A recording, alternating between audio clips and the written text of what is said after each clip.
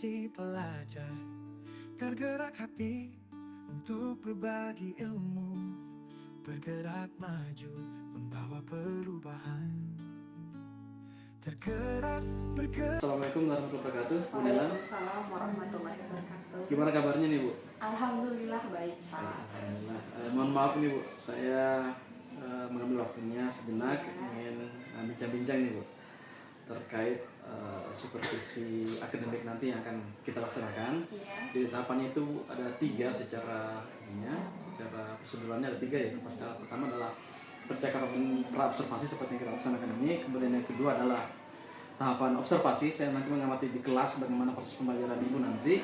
Kemudian yang terakhir adalah kegiatan pasca observasi, ada kali wawancara yang akan kita laksanakan. Nah, tujuan supervisi ini, Bu, untuk kita ketahui bersama, yaitu bagaimana kita dapat mengetahui dan kemudian kita bisa mengevaluasi terkait dengan kegiatan-kegiatan pembelajaran nanti yang akan kita laksanakan di kelas, Bu. Dan adapun atau tujuan pra observasi sendiri ini, percakapan wawancara atau observasi adalah sebagai persiapan Ibu atau kita sebelum melakukan pembelajaran di kelas, supaya Ibu bisa lebih siap dan lebih percaya diri saat melaksanakan pembelajaran di kelas.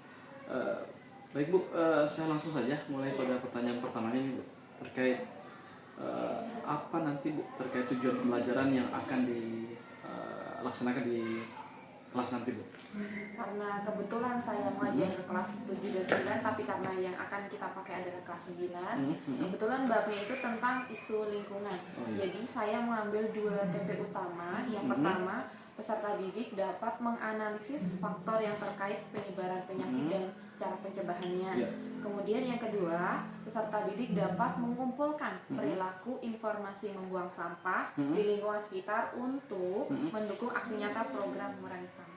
Baik, Bu, terima kasih. Jadi tujuan pembelajarannya ada 2 ya, Bu. Iya. Yang pertama bagaimana tentang faktor penyebaran penyakit dan cara pencegahannya. Kemudian yang kedua adalah terkait dengan informasi perilaku tentang buang sampah dan aksi nyatanya, ya, Bu. Iya. Baik, Bu.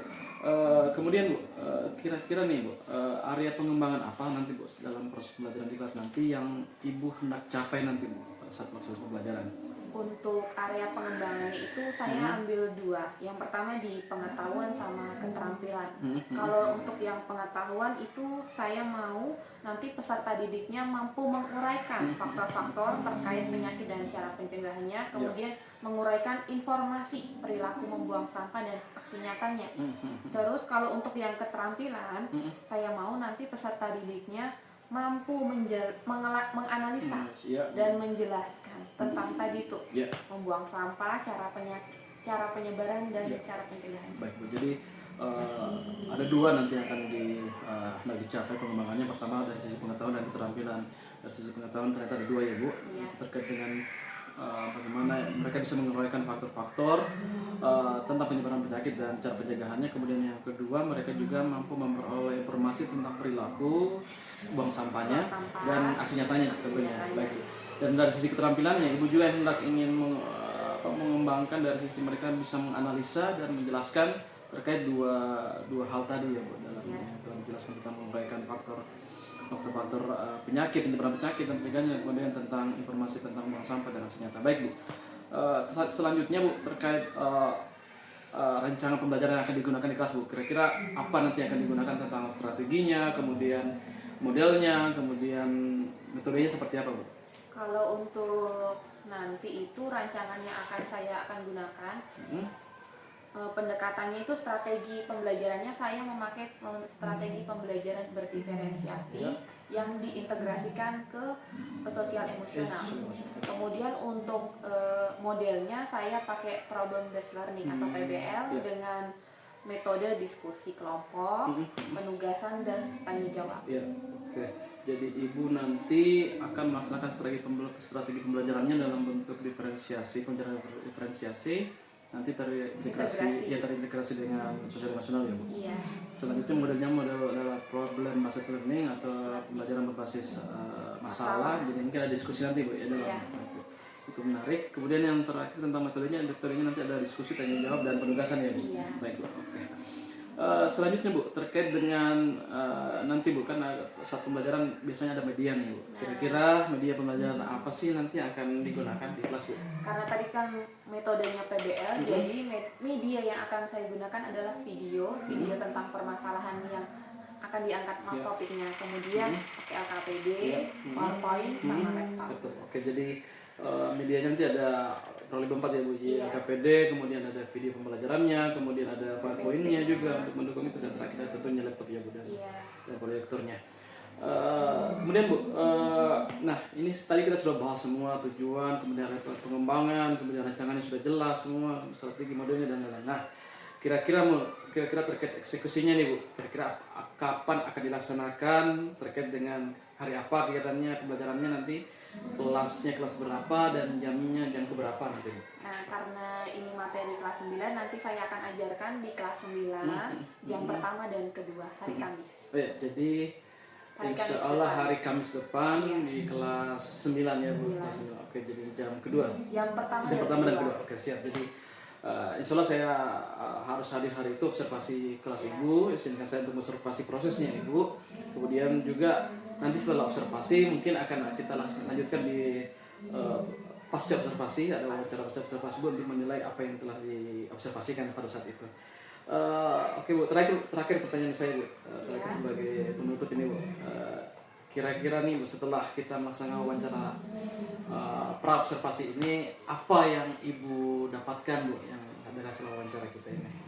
Dengan adanya wawancara ini sebenarnya secara tidak langsung saya terbantu dapat gambaran umum tentang media yang akan saya gunakan, kemudian langkah-langkah dengan strategi yang akan saya pakai supaya nanti persiapannya lebih matang saat eksekusinya di dalam kelas. Ya, oke baik. Jadi Ibu merasa terbantu, mempunyai gambaran umum dengan kegiatan nanti, kemudian Ibu juga bisa menentukan langkah-langkah pembelajaran dengan maksimal nanti, kemudian yang terakhir bisa matang di dalam kelas. Dan tentunya mungkin bisa menambah percaya diri ya Bu, misalnya di kelas ini. Jadi pembelajarannya lebih bermakna. Siap, jadi lebih senang dan menyenangkan siswa nanti tentunya.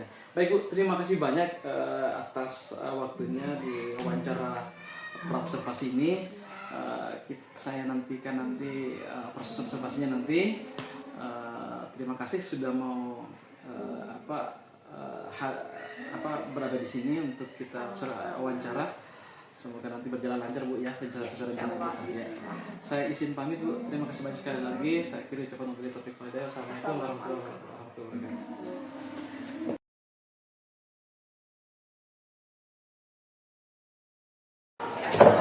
warahmatullahi wabarakatuh.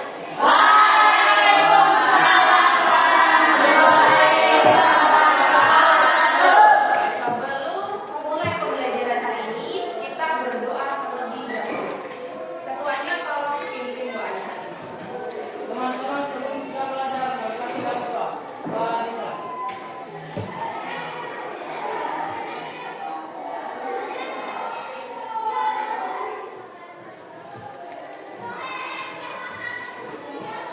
Doa selesai.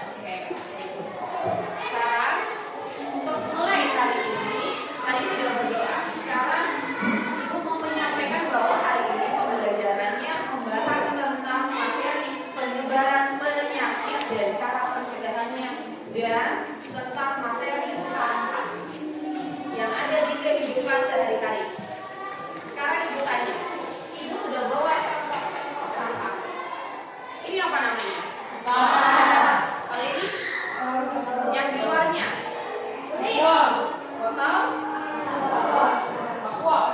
botol minuman. Itu jangan sebut merek, oke? Di dalamnya apa? Terus yang ini?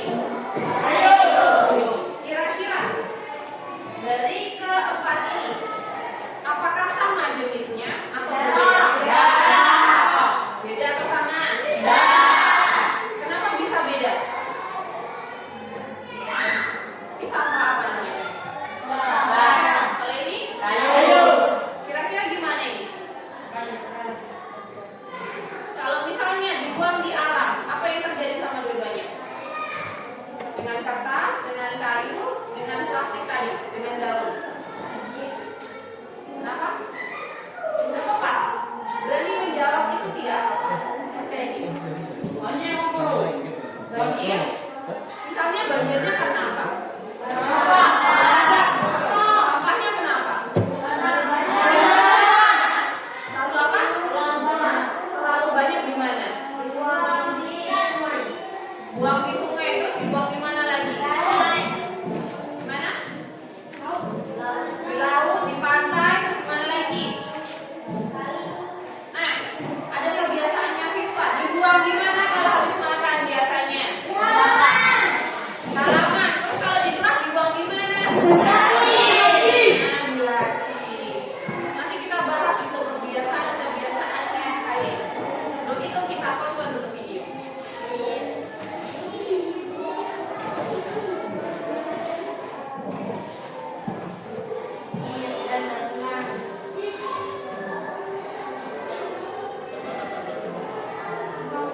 Selama 23 tahun hilang tidak? Bagaimana cara mengatasinya nanti dibahas sama-sama. Sekarang ibu bentuk 3 kelompok ya. Nanti langsung menempatkan diri. Kelompok 1 di sini, kelompok 2 di sini, kelompok 3 di sini. Tunggu ibu lagi. Dengarkan. Untuk kelompok 1, Tori, Rafid, Alfaz, Iyas, Wahyu di sini menempatkan. Sekarang. Kalian nanti ada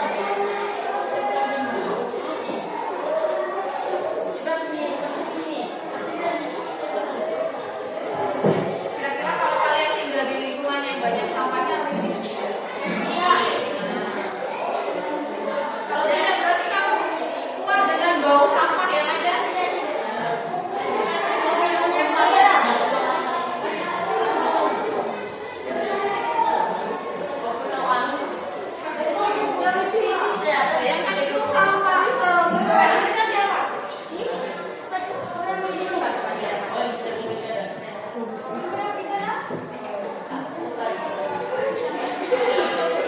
Sekarang ibu tanya, sudah siap selesai semuanya toh? Sudah.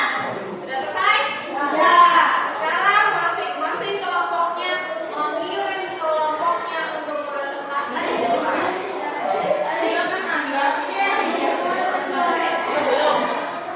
Kelompok mana duluan? Kelompok sini dulu atau sini? Itu. Oke, sini dulu. Dengan berdiri saja, konsentrasinya berdiri saja di mejanya. Berdiri begini. Saya melihat. Jadi teman-teman yang melihat ke temannya yang lagi berbicara. Nah, caranya, dengarkan.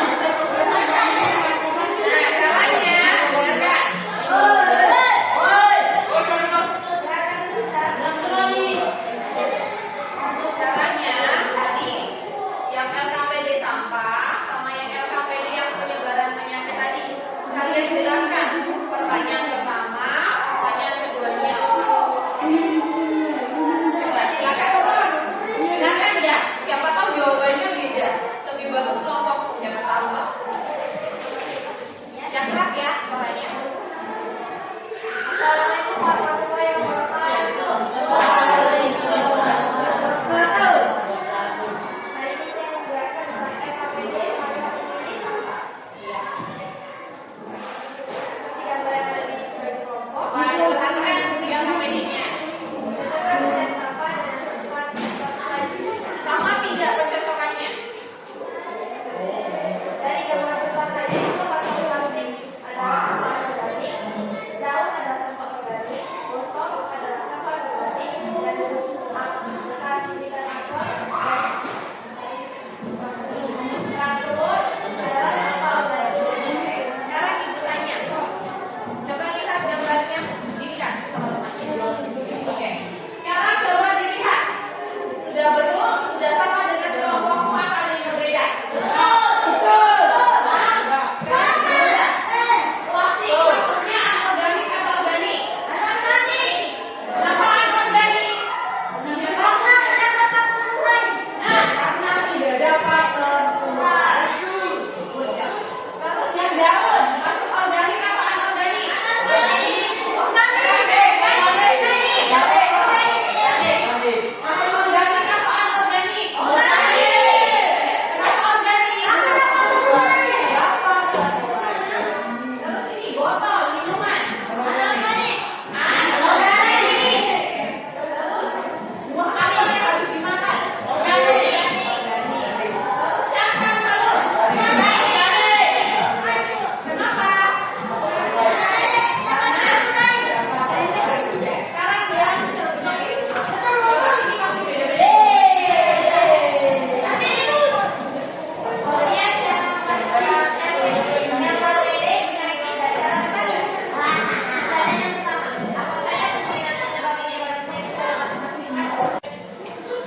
Nanti ibu tanya ya. Tadi penyebabnya temanmu menjawab kelompok ini kontak fisik. Ada yang menjawab sama? Tidak ada. Berarti bisa jadi tambahan ilmu. Betul. Kontak fisik. Kontak tubuh. Terus yang kedua, apa lagi jawabannya? Nah, melalui virus. Misalnya, orang yang sakit bersin. Sudah ada virusnya. Otomatis kalian bisa tertular. Terus, yang nomor 2.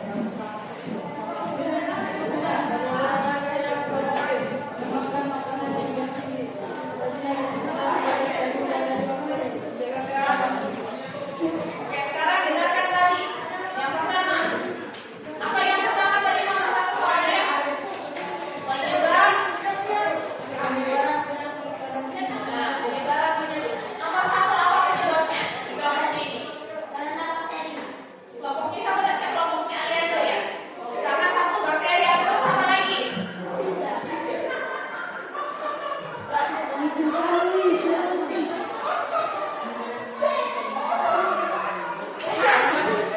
makan tidak teratur. Pola makan tidak teratur. Apalagi? Dan bersentuhan dengan benar. Bersentuhan dengan dia terkontaminasi sama kayak kita sudah di sini tadi. Bagus. Tambahan. 1. Pola makan tidak teratur. Pola tidurnya, olahraganya tidak cukup itu berpengaruh. Terus yang nomor 2, ada jawabannya. Tidur secukupnya. Ada olahraga yang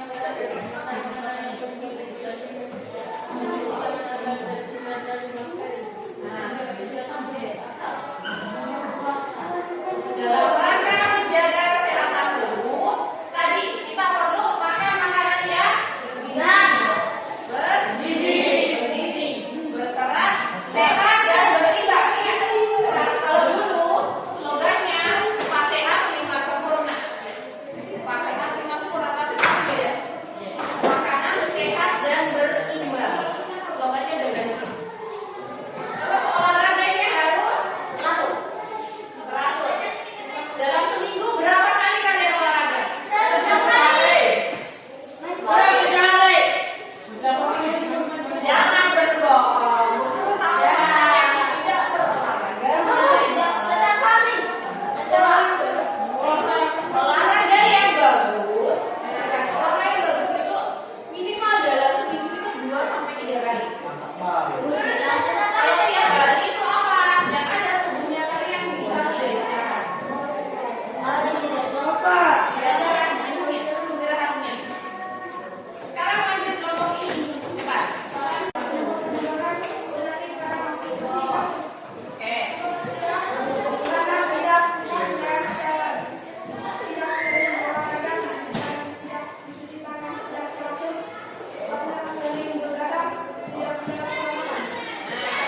Suka begadang. Suka begadang salah satunya.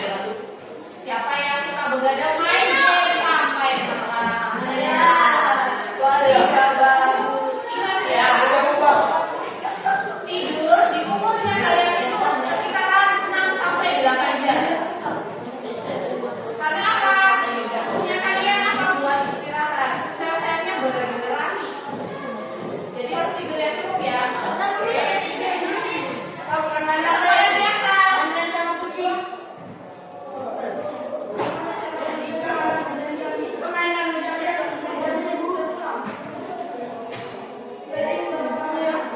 Sering apa? Sering olahraga. Terus apa lagi?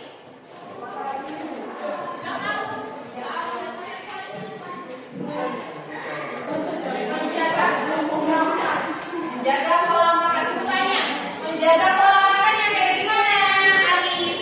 Jangan main-main. Makan makanan yang bergizi. Contohnya.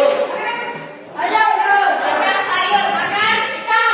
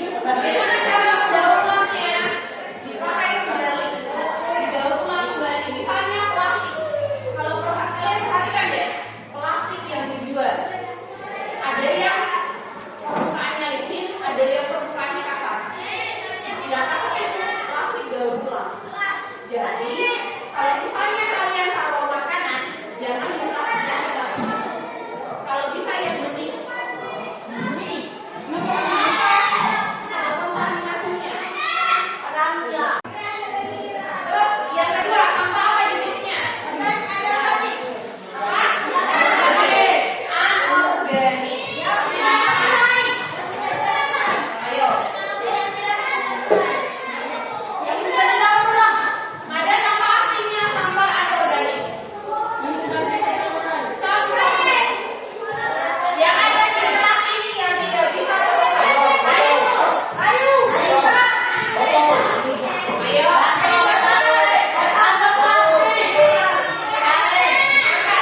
Sekarang coba perhatikan di dalam kelas kalian. Perhatikan ya, mana yang sampah anorganik. Sampah benar. Tuh ya, bukan yang berkelompok. Ini, apa?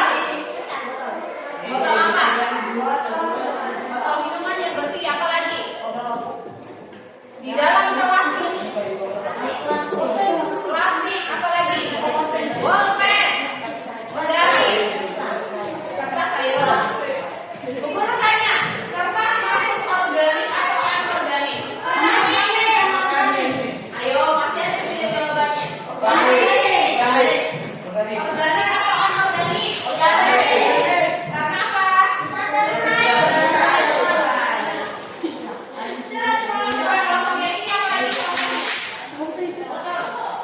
Selain botol plastik, besi, pengganti tadi sudah. Plastik bolpen, apa lagi? Dan kamu kenakan apa? Baju ini tidak bisa terkeluar. Bila kalian buang baju, misalnya mamamu buang baju waktu kamu kecil, tiba-tiba 50 tahun kemudian kamu buang tempat sampah, terus menggali misalnya di kebun ini, kamu gali ada baju kecil. Itulah sampah baju bayi yang mamamu buang 50 tahun. Makanya ibu bilang ya, jangan buang sampah sembarangan. Kamu tidak bisa merubah orang lain atau dunia, tapi kamu bisa merubah dirimu sendiri. Apa? Kayu bisa diperaikan.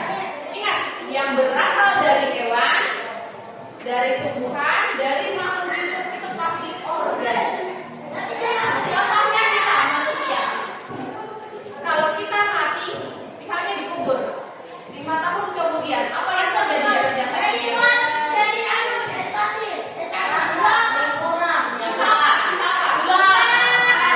Kemana yang daging-dagingnya tadi? Dimakan cacing.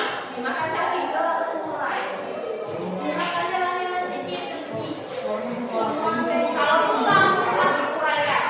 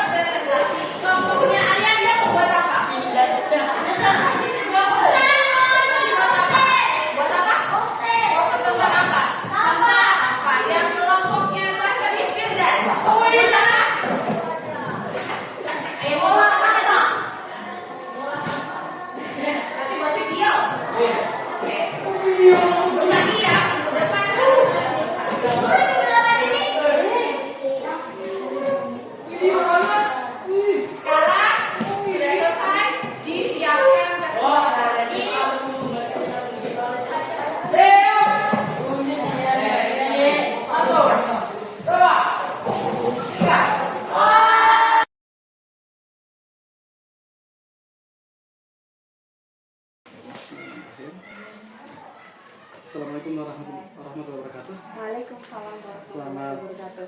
siang Mbak Nina. Iya. Mohon maaf nih mengambil waktunya lagi setelah kegiatan observasi tadi di kelas. Iya. Kita sudah sama-sama menyaksikan proses pembelajarannya. Saat ini kita berada pada wawancara pasca observasi. Jadi setelah observasi tadi, setelah supervisi sebelumnya mungkin ada pra observasi, kemudian ada tahap observasi dan ada pasca observasi. Oke, jadi setelah tadi kita observasi di kelas pembelajarannya Bu Nila, sekarang mungkin saya akan melaksanakan salah satu lagi bagian dari supervisi akademik, yaitu pasca observasi. Terima kasih Mbak kesediaannya sudah meluangkan waktu untuk diskusi hari ini. Sebelumnya saya minta maaf dulu, kan kemarin saya janjinya hari Kamis, Oh, iya, gitu. tapi ternyata saya ada kepentingan di hari Kamis, Iya, jadi tidak apa-apa. di reschedule hari Senin. Siap. Saya menyelesaikan, tidak apa-apa. Terima kasih banyak sudah reschedule kembali. Baik Pak, langsung saja mungkin kepada topik pasca observasi ini, diskusi kita, wawancara kita. Pertama saya ingin menanyakan ini Mbak, bagaimana refleksi hasil pembelajaran tadi di kelas? Apakah seperti apa gambarannya, apa yang Mbak rasakan selama setelah mengajar dengan panduan pasca observasi juga kita kemarin sudah diskusikan bagaimana apa-apa, mungkin bisa dikaitkan dengan itu. Jadi seperti apa refleksinya nih Mbak setelah mengajar tadi ini? Oke, untuk refleksi proses pembelajaran yang tadi yang telah saya lakukan, yang pertama banyak yang catatan yang untuk diri saya sendiri. Pertama tadi ada beberapa ada beberapa siswa yang masih kurang fokus dalam kelompoknya. Kemudian yang kedua tentang pengaturan waktu. Tadi agak keteteran di waktu menjelaskan presentasi. Kemudian apa ya? Aspek pengembangan apa? Aspek pengembangannya dalam bentuk apa dulu? Pengetahuan dan keterampilan. Oh iya, pengetahuan dan keterampilannya tadi untuk menganalisa, kemudian menjelaskan sudah lumayan bagus. Sudah kelihatan ya Bu? Sudah kelihatan di prosesnya. Oh, dalam proses diskusi. Prosesnya sama presentasinya. Oke. Ada beberapa yang memang menonjol sekali, ada yang mungkin masih kaku. Perlu diasah kembali. Jadi beberapa refleksi yang Mbak Nila jelaskan itu terkait ada beberapa siswa yang masih tidak fokus dalam pembelajaran. Kemudian yang kedua masih ada juga Mbak Nilanya dalam proses pembelajarannya keteteran waktunya karena mungkin dalam presentasinya mungkin agak molor waktunya. ya. Karena kan ada sesi tanya jawabnya juga. Oh, jadi ada molor waktu. Supaya memperjelas mereka paham atau tidak apa yang mereka Harus, sampaikan. itu kan ada refleks berarti ada umpan balik terhadap apa yang telah diajarkan kepada mereka. Kemudian ada aspek pengembangannya juga Mbak merasa sudah maksimal pengetahuannya dan kelihatan dalam proses diskusi. Okay. Sama ada satu lagi tentang materi atau sumber belajar. Tadi sumber belajarnya dominan saya yang sumbernya. Karena apa? Kalau saya mau kasih video hanya terbatas. Ada beberapa video yang saya sediakan, tapi sebenarnya bisa cari yang lain. Tapi kan di sekolah kita terkendala tidak ada sinyal internet, jadinya agak susah. Jadi solusinya saya cuma kasih materi sama video. Sebenarnya harusnya bisa lebih mengekspor lagi mereka. Jadi saya tangkap jadi keterbatasan yang lain selama belajar tadi adalah sumber untuk informasi. Sumber informasi pembelajarannya masih terbatas karena kita memang juga di sini adalah jaringan ya Mbak. Seandainya mungkin bagus mungkin mereka bisa mengekspor, cari kebebasan mereka untuk mencari HP ya. Jadi pertanyaan kedua, jadi inti topik dari pembicaraan kita ini terkait apa nih yang kita bahas Mas? Pada intinya secara umum apa sih Mbak gambarannya sebenarnya? Topiknya kira-kira seperti apa? Apakah memang jadi apakah kelemahannya memang kepada siswa ya berarti? Kelemahannya sebenarnya saya ada dua, di saya sama siswa. Kalau yang di siswa mungkin ada beberapa yang masih istilahnya belum bisa menerima materi yang saya ajarkan. Misalnya kemampuannya terbatas walaupun sudah saya kelompok-kelompokkan, tapi ada yang masih belum bisa mengikuti cara belajarnya. Oke, berarti kalau kita bisa ini berarti topiknya yang terkait siswa dan guru ya seperti kurang lebih seperti sama-sama belajar. Sama-sama belajar. Jadi siswa mungkin juga masih ada beberapa bagian yang harus dikembangkan lagi. Sama gurunya juga. Dan juga dari sisi keteteran waktu tadi ya Mbak. Manajemen waktunya. Manajemen waktu dan lain. Dan satu lagi mungkin ya Mbak, tadi sempat disinggung tentang kedalaman teknis ya, berarti jaringan ya. Itu juga Ya, perlu, jaringan topik itu juga perlu kita suatu saat untuk lebih ini ya, explore lagi. Jadi, baik, pertanyaan terakhir nih, Mbak Nela, terkait dengan apa rencana tindak lanjut setelah melaksanakan rangkaian supervisi ini, kemudian observasi dan ini, apa kira-kira tindak lanjut nih setelah apa yang dilaksanakan tadi, mungkin merasa seperti apa, ada yang perlu diperbaiki atau apa, atau seperti apa Mbak? untuk rencana tindak lanjutnya, karena ini kan masih ada satu proyeknya mereka belum ada, karena kan saya kasih mereka waktu 1 minggu untuk membuat proyeknya. Ya. Tadi diberi kebebasan masing-masing kelompok. Kemudian dengan apa tadi pertanyaan saya lupa, mohon diulangi, maaf.